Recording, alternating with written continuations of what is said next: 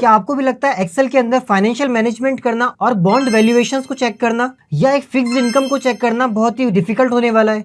तो आज की वीडियो के बाद आपको ये डिफिकल्टीज नहीं आएंगी, बिकॉज आज की वीडियो हम लोग कुछ बहुत इंपॉर्टेंट टॉपिक और बहुत एडवांस लेवल टॉपिक करने वाले हैं। अगर हमारा कोई भी बॉन्ड धीरे धीरे जमा होता है तो उसे कैसे कैलकुलेट किया जाता है और किस तरीके से हम किसी भी अमाउंट की मेच्योरिटी होने पर उसे कंप्लीट इंटरेस्ट कितना मिलेगा उसे कैसे कैलकुलेट कर सकते हैं, या फिर किसी भी एसेट्स का डेप्रिसिएशन निकालना। तो इस तरह की एडवांस चीजों को हम लोग आज की वीडियो में कवर करने वाले हैं। सो हेलो एवरीवन, मैं Himanshu Pandey and without further delay let's begin the topic. तो आ जाते हैं अपनी कंप्यूटर स्क्रीन पर। मैंने ऑलरेडी एक्सेल फाइल बनाई हुई है, मैं उसको ओपन कर लेता हूँ।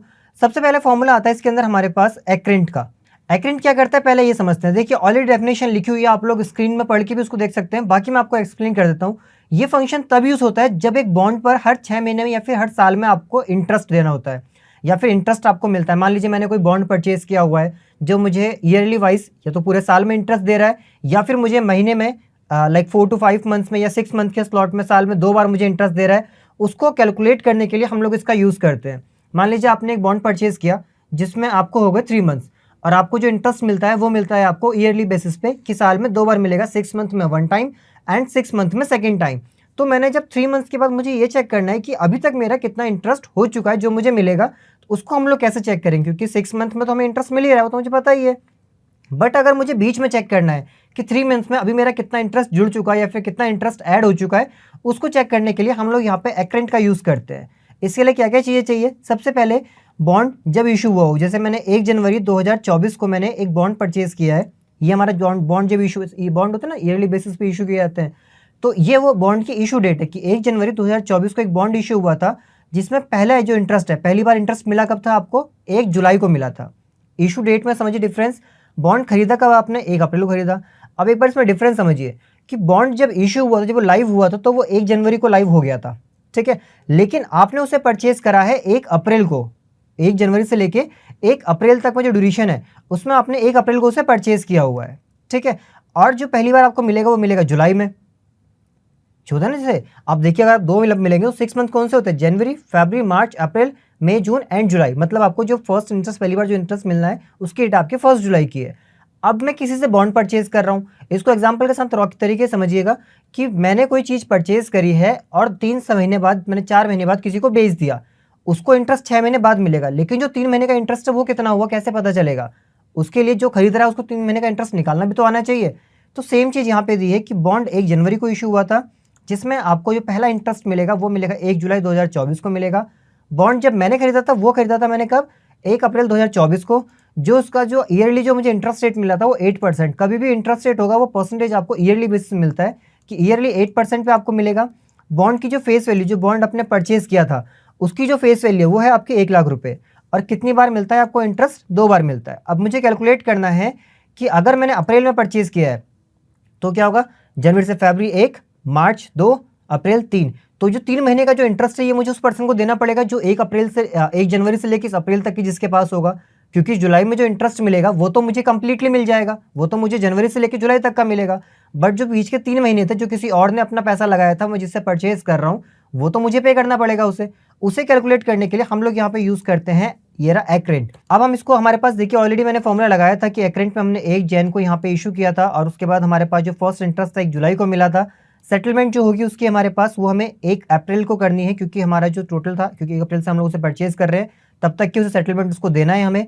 और उसके बाद कितना इंटरेस्ट रेट था हमारे पास, कितना आपका लोन है, मीन्स जो आपकी बॉन्ड की जो वैल्यू एक्चुअल में कितनी है और किस फ्रीक्वेंसी पे आपको लोन मिल रहा है, साल में 1 बार आप इंटरेस्ट मिल रहा है या 2 बार मिल रहा है, उसके लिए इसको फॉर्मूले से निकाल के देखते हैं।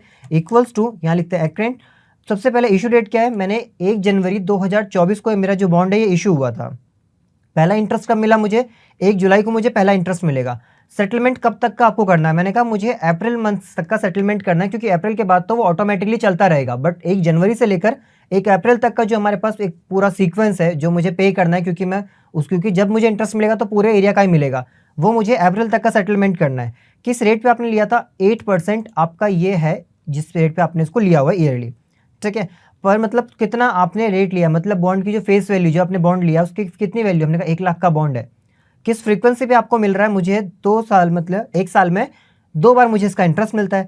जैसे ही मैं एंट्री करूंगा तो दिखाएगा 2,000 रुपये कि करंटली आपको उस पर्सन को 2,000 रुपीज़ पे करने हैं फॉर 3 मंथ्स, कि आपको जो 3 मंथ्स यहाँ पे है ना, जनवरी से लेकर अप्रैल तक का, इसके बीच का आपको यहाँ पे कस्टमर को जिससे आप बॉन्ड परचेज कर रहे हैं उसको आपको 2,000 रुपीज़ पे करना पड़ेगा, क्योंकि ये आपको बाद में मिलेगा जब वो हाफ ईयरली इंटरेस्ट डिस्ट्रीब्यूट कर रहा होगा। तो आपको तो मिल जाएगा, बट जिसने परचेज किया कि 3 महीने तक अपने पास रखा था उसको कहाँ से पे करोगे, तो उसके लिए हम लोग इसका यूज़ करते हैं।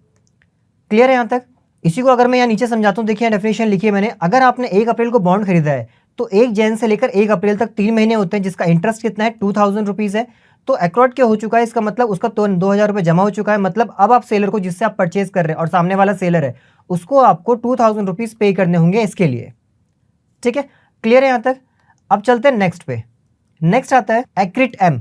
एक्रिट एम क्या करता है हमारे पास, ये फंक्शन उन बॉन्ड के लिए यूज होता है जो मेच्योरिटी के बाद, जैसे अभी आपने क्या बोला था, हम लोग चेक कर रहे थे कि हमें इंटरेस्ट कितना मिल रहा है, बट ये क्या कर रहा है, मेच्योरिटी पर एक ही बार पूरा इंटरेस्ट देता है। जैसे आपने एफडी करवा ली, अब मैंने 4 साल की एफडी करवाई है और उस 4 साल के अंदर मैंने क्या बोला, 4 साल बाद जब मैं अपना पैसा निकालूंगा तो मुझे कंप्लीटली मिलेगा। एफडी आपको कभी भी ईयरली बेसिस पे या फिर आपको फ्रीक्वेंसी वाइज पे नहीं देता है ना, जब आपकी अपनी मेच्योर हो जाती है तो आपको वन टाइम में सारा पैसा दे देता है विद इंटरेस्ट। उसके लिए हम लोग यूज़ करते हैं। यहाँ पे डेफिनेशन देखिए, ये फंक्शन उन बॉन्ड के लिए होता है जो मेच्योरिटी पे एक ही बार पूरा इंटरेस्ट दे देते हैं, बीच में कोई पेमेंट नहीं होती। जैसे आपने बोला कि मुझे 6 महीने में कुछ पैसा निकालना है, इस पर नहीं, मेच्योरिटी मतलब जब पूरा हो जाएगा जितने साल के लिए आपने उसे बोला हुआ है। ये कैलकुलेट करता है कि इशू डेट से सेटलमेंट तक का कितना इंटरेस्ट बनेगा। मतलब जैसे मान लीजिए यहाँ पे लिखा है बॉन्ड इशू कब हुआ था हमारा, 1 जनवरी 2023 को हमने एक बॉन्ड लिया था जिसकी मेच्योरिटी सेटलमेंट थी 1 जनवरी 2025, मतलब 2 साल के लिए लिया था। ठीक है, उसने बताया कि ईयरली जो मुझे इंटरेस्ट मिलेगा वो मिलेगा 10%। बॉन्ड की जो वैल्यू है 50,000 रुपये उसकी वैल्यू थी उस टाइम पे जब मैंने उसे परचेज किया था। सो नाउ आफ्टर 2 ईयर्स, जब 2 साल के बाद जब मैं उसको मतलब मेच्योरिटी के बाद बॉन्ड को कंप्लीट करेंगे और अपना पैसा लेंगे तो मुझे इंटरेस्ट के साथ कितना मिलेगा, तो उसके हम लोग यूज करते हैं एक्रिट एम का। अब इसके मैंने यहाँ पे ऑलरेडी फॉर्मूला लगाया हुआ है पहले, बट मैं आपको फिर भी यहाँ पे अलग से लगा दिखाता हूँ। इक्वल्स टू, और यहाँ लिखते हैं एक्रिट एम, ये लिखा हमने। इशू डेट, किस तारीख को आपका बॉन्ड इशू हुआ है, 1 जनवरी 2023, जब संडे था उस दिन मेरा ये बॉन्ड इशू हुआ था। सेटलमेंट डेट, सेटलमेंट कब होगा इसका, हमने कहा 2 महीने, ऑब्वियसली 2 साल की बात है, 2025 में सेटलमेंट किया जाएगा। किस रेट पे आपने उसको बोला था, हमने कहा 10% पे मिलेगा। और जो बॉन्ड की फेस वैल्यू कितनी थी, 50,000 उसकी फेस वैल्यू थी। एंटर करते हैं तो कितना आ रहा है यहाँ पे 10,000। इसका मतलब क्या है कि जब मैं इस बॉन्ड को अपना मेच्योरिटी के बाद लेने जाऊँगा तो 10,000 प्लस 50,000 जो उसकी फेस वैल्यू थी, मतलब टोटल 60,000 मुझे मिलेगा 2 ईयर्स में। नीचे लिखा हुआ है 50,000 के बॉन्ड पर 2 साल पे अगर आपको 10% का इंटरेस्ट मिलता है तो 10% अकॉर्ड इंटरेस्ट मेच्योरिटी पर आपको 60,000 का मिलेगा। मतलब 60,000 रुपीज आपको मिलेंगे with interest when maturity complete हो जाएगी जब आपकी। ठीक है, दोनों क्लियर हो गए। नेक्स्ट आता है हमारे पास एमोर लिंक। एमोर लिंक क्या होता है, ये आपके सिस्टम के हिसाब से आपके जो ऑब्जेक्ट या फिर कोई भी आपके पास प्रोडक्ट है उसकी डेप्रिसिएशन वैल्यू काउंट करने में हेल्प करता है। ठीक है, यहाँ पे एक सिंपल सी डेफिनेशन लिखिए, ये फाइनेंशियल अकाउंटिंग सिस्टम के हिसाब से कोई भी एसेट्स की डेप्रिसिएशन कैलकुलेट करता है स्ट्रेट फॉरवर्ड। जैसे मान लीजिए मैंने एक गाड़ी परचेज करी है, अब गाड़ी परचेज करने के बाद 20 लाख की गाड़ी परचेज करी जिसको मैं स्क्रैप में दे सकता हूँ। अगर मैं उसको स्क्रैप में भी देता हूँ लास्ट में तो कितना होता है उसका, मान लीजिए 2 लाख रुपए मुझे मिल गए। तो अब मैं अगर उस गाड़ी को सेल करता हूँ किसी से, तो जो उसका स्क्रैप वैल्यू को हटा दो, क्योंकि वो तो मेरा फिक्स है, हमेशा मुझे मिलेगा ही मिलेगा, उसमें तो कुछ नहीं होगा। भले आप गाड़ी को पूरे 15 साल बाद सेल करें या फिर चाहे आप 4 साल बाद सेल करें, वो अमाउंट आपका फिक्स है कि इतना आपको मिलना ही मिलना है। इसके अलावा जो गाड़ी को बीच में सेल करते हैं, मेरी गाड़ी की जो टोटल उसकी एज है 15 ईयर्स तक होती है, मैंने 5 ईयर यूज़ किया देन उसको सेल कर दिया। अब मैंने जो उसको सेल करा उसकी जो वैल्यू जो कम हुई है जितनी, क्योंकि हर साल आपने देखा होगा हर वैल्यू जो भी आप प्रोडक्ट परचेज करते हैं ईयरली वाइज, जैसे गाड़ी को अगर आप 5 साल बेचेंगे तो मान लीजिए 10 लाख की बेची, 6 साल बेचेंगे तो 8 लाख की बेची, 4 साल बेचेंगे तो 6 लाख की बेची, तो मतलब धीरे धीरे उसका अमाउंट कम होता रहता है। तो ईयरली वाइज उसका डेप्रिसिएशन काउंट करने के लिए हम लोग इसका यूज़ करते हैं। इसके डेफिनेशन की बात करें तो ये फाइनेंशियल अकाउंटिंग के हिसाब से एसेट्स के डेप्रिसिएशन कैलकुलेट करता है, स्ट्रेट लाइन मेथड को यूज़ करता है, हर पीरियड में एक इक्वल अमाउंट, एक इक्वल जो अमाउंट होता है उसे कम कर लेता है। इंडिया में हर चीज़ों का अलग अलग फॉर्मेट चलता है, ऐसा नहीं जैसे मान लीजिए कोई ऐसा प्रोडक्ट जो बहुत ज़्यादा चलता है उसकी वैल्यू धीरे धीरे कम होगी क्योंकि सेकेंड हैंड मार्केट में उसकी वैल्यू अलग होगी। ऐसे ही अगर आप कोई और करेंगे उसकी वैल्यू कम है तो वो एकदम से कम हो जाएगा। तो मीन सारी चीज़ों के हिसाब से चलता है। अब हमने क्या बोला, मैंने कोई भी एक प्रोडक्ट परचेज किया जिसकी वैल्यू थी 1 लाख रुपीज़। अब एसेट कब खरीदा मैंने, 1 जनवरी को खरीदा, पहला पीरियड को कंप्लीट हुआ 31 दिसंबर को, मतलब 1 साल पूरा हो गया है। किस पीरियड में आप काउंट करना चाहते हैं, ये काउंट कर रहा है। मैंने इसको बताया कि 1 जनवरी से लेकर 1 दिसंबर तक मेरा एक पीरियड होता है।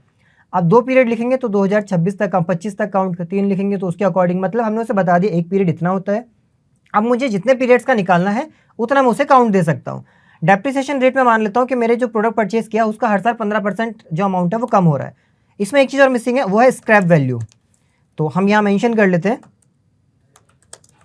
Scrap value. मैंने कहा स्क्रैप वैल्यू है मेरी अप्रॉक्स 10,000, कि अगर मैं इस प्रोडक्ट को स्क्रैप भी करता हूँ तो एटलीस्ट मुझे 10,000 का अमाउंट मिलेगा।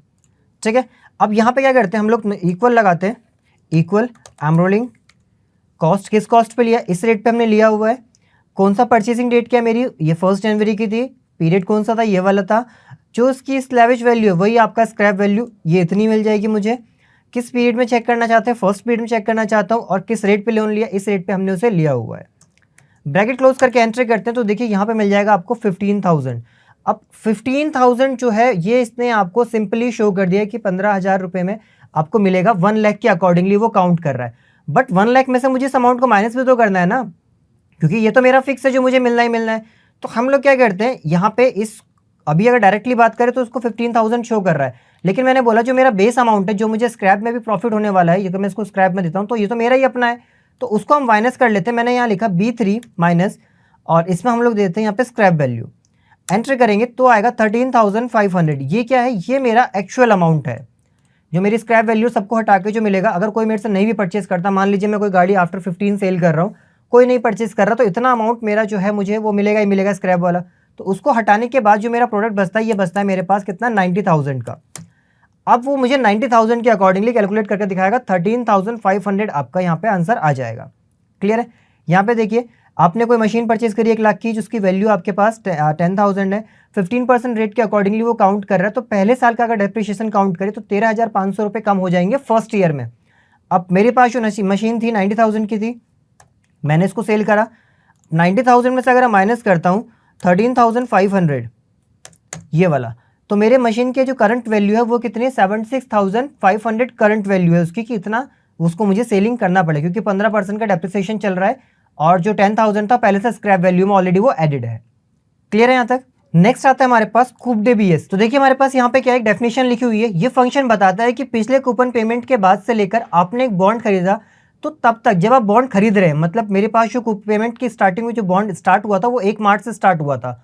1 मार्च से लेकर, और जब मैं परचेज कर रहा हूँ, मैंने 15 मार्च को परचेज किया, तो कितने दिन हो गए, 14 डेज हो गए, बीत गए हैं। उसका एक्वायर इंटरेस्ट कैलकुलेट करने में आसानी हो जाएगा कि मुझे कितने दिन का इंटरेस्ट उसको देना है। उसी कैलकुलेशन के लिए हम लोग इसका यूज़ करते हैं। जैसे मान लीजिए मेरे पास जो बॉन्ड है वो मेरे पास है, मैं इसको कॉपी करके यहाँ पेस्ट कर लेता हूँ, और मैंने बताया कि मेरे पास जो बॉन्ड है वो 1 तारीख का है, 1 मार्च 2024।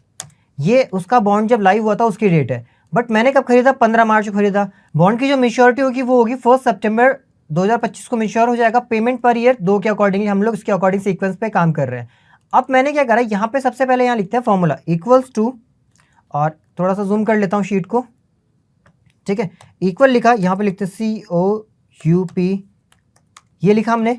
अब इसके सबसे पहले आएगा सेटलमेंट। आपको कब तक का सेटलमेंट करना है, क्योंकि बाकी सब तो मेरा अपना ही है, लेकिन मुझे 1 मार्च से लेकर 15 मार्च तक की सेटलमेंट चाहिए। तो मैंने कहा सेटलमेंट डेट मेरे पास ये है। मेच्योरिटी कब होगी, इस तारीख को मेच्योरिटी होगी, और फ्रीक्वेंसी क्या है उसकी, यहाँ पे देखिए आपको दिखा रहा है एनुअल वाइज चाहिए या फिर आपको सेमी एनुअल वाइज चाहिए, क्वार्टरली चाहिए। तो हमने कहा हमें सेमी एनुअल वाइज चाहिए, जो हमने 2 मतलब साल में 2 बार इसका जो इंटरेस्ट कैलकुलेशन होता है वो उसके अकॉर्डिंगली चलता है। ब्रैकेट क्लोज करके एंटर करूंगा तो दिखाएगा 14, कि आपको 1 मार्च से लेकर 15 मार्च टोटल 14 डेज होते हैं।